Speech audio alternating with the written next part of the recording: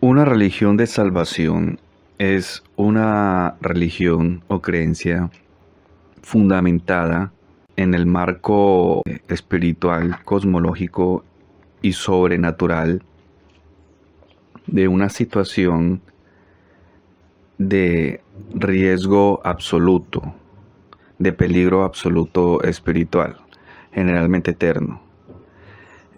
Este riesgo es la piedra angular de esta creencia.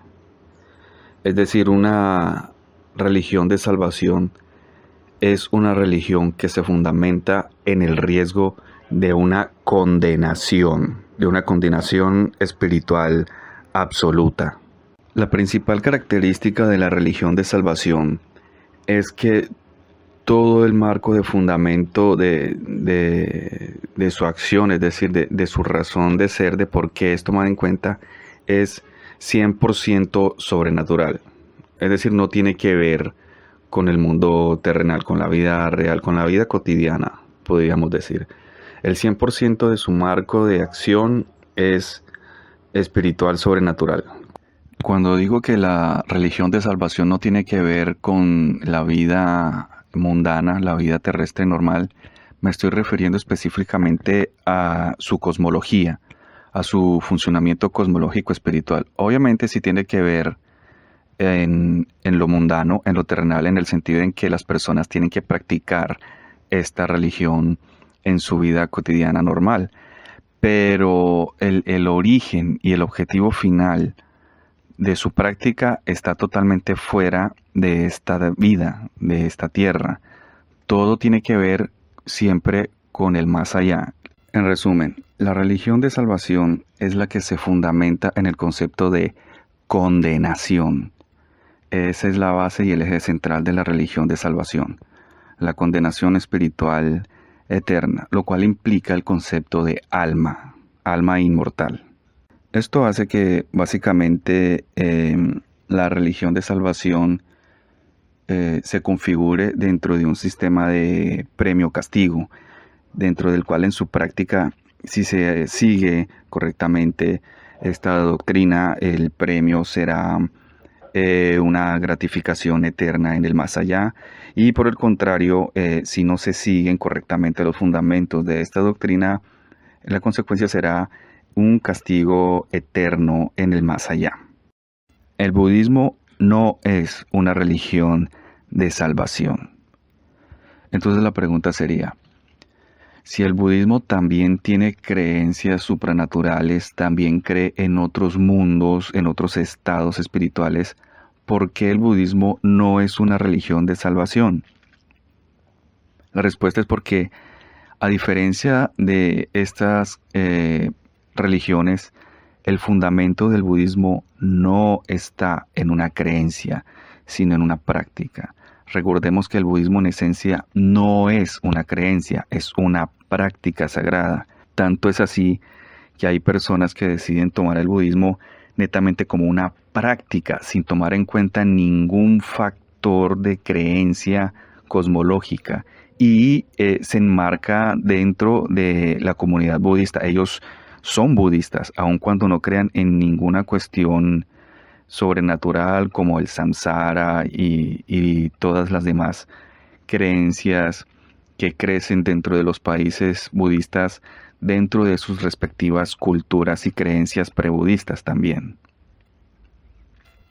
Y esa es la diferencia con las religiones de salvación. Para verlo de una manera clara, está la creencia espiritual y la práctica. En las religiones de salvación, para poder realizar el objetivo, para poder practicar esta religión como tal, lo fundamental es que tú tengas la creencia, es que tú creas la doctrina, y basándote en tu creencia en la doctrina, realizas la práctica. En el budismo esto es distinto.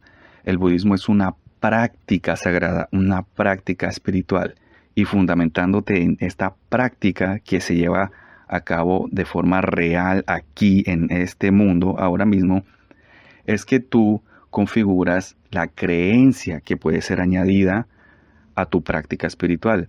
De esta manera podemos ver que Todos los budistas del mundo practicamos en esencia la doctrina del Buda, pero las creencias espirituales pueden variar de país en país. Tenemos un marco cosmológico general que es la rueda del samsara y las creencias básicas del budismo, pero si tú miras las tradiciones budistas, que son identidades nacionales, cada tradición budista le agrega algunos factores cosmológicos a su escuela, y esto crea las diferencias entre cada una de las escuelas. Estas varían. En algunos países budistas se encuentran unas creencias que no se encuentran en otros países budistas, porque el factor creencia varía según la cultura prebudista en la cual el Dharma llega y se adapta, porque nuestro fundamento no es la creencia, es la práctica. Y precisamente por eso, sobre todo en Occidente, hay mucha gente que decide no agregar este componente de creencia y enfocarse netamente en la práctica, y son denominados también budistas practicantes. Ese es nuestro factor común, la práctica sagrada que el Buda enseñó.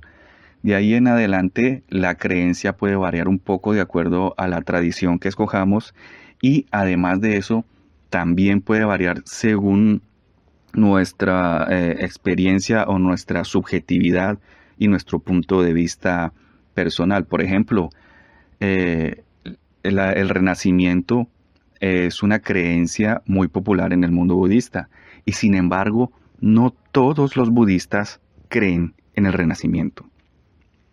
Hay budistas que simplemente no lo toman en cuenta. Incluso hay monjes que dicen que el renacimiento no es acorde con la enseñanza del Buda, y que fue un agregado heredado del entorno cultural hinduista o védico, en el cual el Buda diseñó el Dharma para que fuera aprendido por las personas. Como sea que fuere, tú no necesitas obligatoriamente creer en el renacimiento para ser budista. Tú, de todas maneras, creas o no creas en el renacimiento, tienes que practicar las enseñanzas del Buda. Tienes que realizar las 4 nobles verdades y el noble óctuple sendero y los demás fundamentos doctrinales, que no son creencias en sí, son prácticas. Todas y cada uno de estos puntos son practicables en la vida real. Y lo que hace que una persona sea budista es precisamente practicar cada uno de estos puntos de forma cabal, con la disciplina y con la dirección que el Buda estableció. Sobre este marco de práctica es que se crean, repito, el marco cosmológico de creencia budista, que también es muy importante y que también es fundamental y que es muy general. La mayoría del mundo budista tiene creencias espirituales.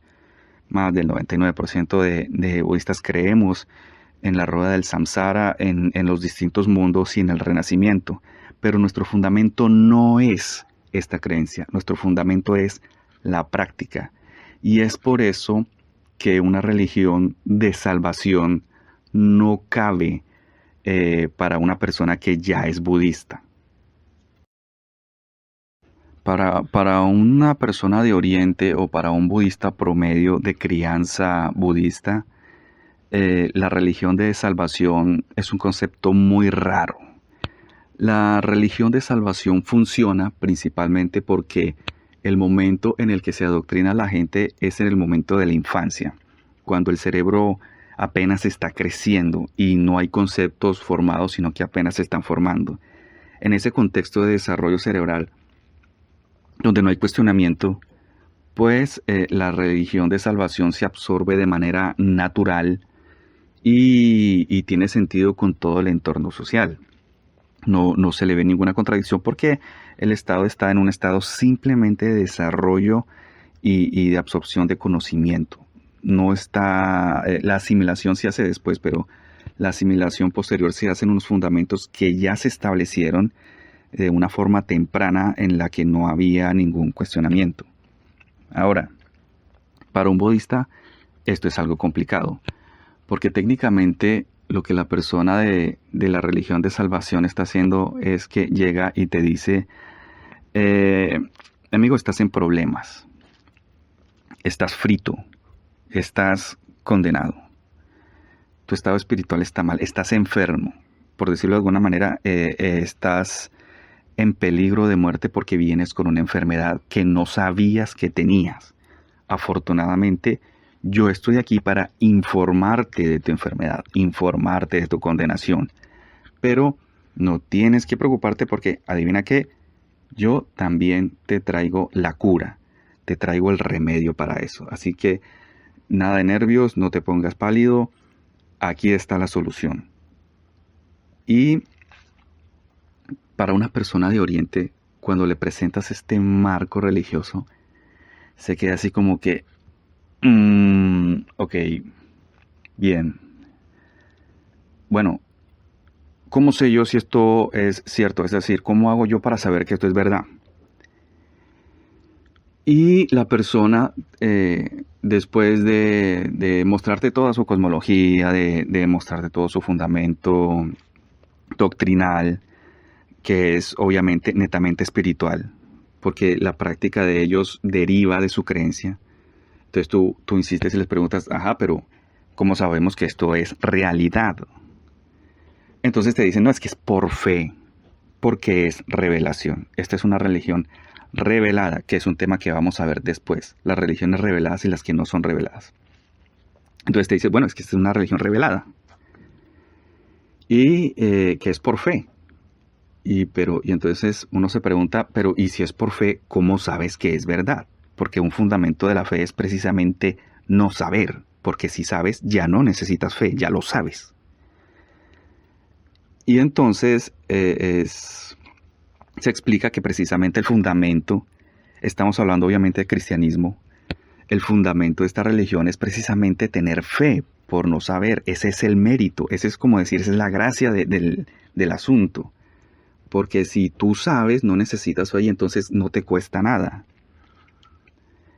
Y entonces una persona que no creció o que no tiene ese adoctrinamiento básico de creer por fe, te va a quedar así como que, sí, pero, o sea, lo que me estás diciendo aplica literalmente para cualquier otro tipo de creencia a la que tú y yo llamamos mitología. Es decir, con ese marco de referencia yo puedo literalmente justificar cualquier creencia hecha o que me pueda inventar. Y casa porque no es que es que es por fe. Eso choca con el pensamiento budista porque el pensamiento budista, repito, se fundamenta en una práctica, no en una creencia. Y el fundamento de la religión de salvación es una creencia, no una práctica. Así que por ese motivo el cristiano no puede predicarme, porque el fundamento del Buda es toma las enseñanzas, comprueba que son real, una vez las hayas comprobado, hazlas tuyas. Ahí es donde aparece nuestro concepto de fe. Nuestro concepto de fe es de confianza, de algo que sabemos que funciona, no de creer con esperanza. Esa no es nuestro concepto de fe. Entonces, un cristiano no me puede predicar por el simple hecho de que las herramientas doctrinales que usa no me sirven, no son válidas. Porque, repito, con ese fundamento tú puedes creer literalmente cualquier cosa y no la puedes desbancar porque es que es Dios y que es la fe. Y por eso, para una persona que sí está ya absoluta y totalmente fundamentada en el Dharma, en la práctica budista, ser cristiano yo creo que sería imposible, porque simplemente los sistemas psicológicos que manejamos unos y otros son muy diferentes. Y el sistema de la creencia por salvación simplemente no tiene peso y no tiene bases reales con las cuales pueda ser medido y con las cuales uno pueda tener como que una referencia real para ir con confianza a practicarla. Repito, por la diferencia de de la crianza, de la manera como estas tradiciones se fundamentan en sus respectivas sociedades. En el budismo el concepto de salvación es distinto, porque en principio en el budismo el factor del cual tenemos que salvarnos no es una condición espiritual de condena eterna. El trabajo principal del Buda, el objetivo, el tema es el sufrimiento, y el sufrimiento en esta vida, aquí y ahora. Ese es el problema fundamental del budismo. No el infierno después de la muerte, no la condenación eterna, no un castigo o un premio. El castigo y el premio está aquí. Y el nirvana, la realización del nirvana, que es el objetivo final del budismo, es precisamente ese, es la superación de todo tipo de sufrimiento. Ahora, ¿hay sufrimiento espiritual? Claro que sí, tenemos infiernos y tenemos mundos y tenemos toda una cosmología. Aún así, sin embargo, el fundamento de la práctica budista se basa en el sufrimiento de esta vida, de la que estamos viendo ahora, porque la forma en cómo tratemos el sufrimiento de esta vida, cómo tratemos este problema, es lo que va a definir nuestro destino, cualquiera que éste sea. El origen de nuestro problema está en esta vida. Aún con la cosmología de las vidas pasadas, lo que traiga el karma de una vida pasada, para los que creen en esto, se tiene que trabajar es en esta vida. Y es en esta vida, con este sufrimiento, que puede ser o no heredado de una vida pasada, para los que creen, es con lo que tenemos que trabajar. Y el objetivo no es, al contrario de lo que mucha gente cree, tener un buen renacimiento, tener una buena reencarnación. Hay mucha gente confundida con eso. Incluso hay grupos budistas establecidos que tienen ese error, que todavía continúan en el error de creer que el trabajo budista tiene como objetivo un buen renacimiento. No, esto es equivocado. Esto es un error. Nosotros no trabajamos espiritualmente para tener un buen renacimiento en la vida futura. Nosotros trabajamos para la realización del nirvana. Y la realización del nirvana implica no más renacimientos, no más vidas. El fin del ciclo de renacimiento, la liberación del samsara. Así que ese es un error. Hay tradiciones que hacen conteos y te dicen, no, es que de acuerdo a las características de tu karma, a ti te faltan 7 vidas para el nirvana, a ti te faltan 5, a ti te faltan 3, etc. Pero lo que el Buda enseñó es que uno puede realizar, cualquier persona puede realizar el nirvana en esta vida, en la situación que esté. Y hay muchos pasajes en la biografía del Buda en el cual encuentra personas muy desventajadas en unas situaciones sociales y espirituales muy negativas, y no hay ningún conteo de vidas futuras. El maestro les dice, no, si usted realmente practica el Dharma, usted realiza el Nirvana en esta vida, y efectivamente lo hacen. Gente de clase baja, asesinos, gente que ha tenido un karma muy malo y que conoció al Buda, hizo la realización del Nirvana sin hacer ningún conteo de vidas. Esta cuestión del conteo es de los hinduistas. Esto es una cuestión más de la herencia hinduista. Pero el trabajo como budista consiste en evitar precisamente los renacimientos. En el budismo el renacimiento no es algo bueno, es algo malo. Incluso si dicho renacimiento es ser rico, millonario, hermoso, tener poder, al contrario, eso desde el punto de vista budista es otra fuente de sufrimiento. Porque hay muchos sufrimientos, y uno de los más sonados es tener un montón de cosas placenteras para luego perderlas. El verdadero objetivo del budista es cortar el ciclo de renacimientos. Por lo tanto, la cuestión de la salvación, que también implicaría evitar el ciclo de renacimientos en mundos inferiores, en los infiernos, que también se puede interpretar como un objetivo de salvación. Pero repito, el fundamento es en esta vida, aquí y el ahora. En ese sentido, la palabra salvación en el budismo no sería la más adecuada. Sería más apropiado enunciar el problema como un adjetivo de superación del sufrimiento, que es distinto incluso a salvarse del sufrimiento, porque el sufrimiento siempre va a estar ahí. Incluso para las personas que realizan el nirvana y se iluminan en esta vida, el sufrimiento sigue estando presente. Es decir, no hay una salvación literal del sufrimiento. El sufrimiento sigue estando ahí y es parte de la vida. ¿Cuál sería la salvación, entre comillas, en el budismo? Que no importa el tipo de sufrimiento que esté en una persona iluminada, este tiene un efecto nulo, porque cuando se realiza el nirvana, toda forma de sufrimiento ha sido superada. Esa es la cumbre del budismo. Y en cuanto al concepto de salvación, pues no aplica en este tipo de doctrina. Este fue el tema del día de hoy, la religión de salvación y por qué la religión de salvación no aplica para un budista.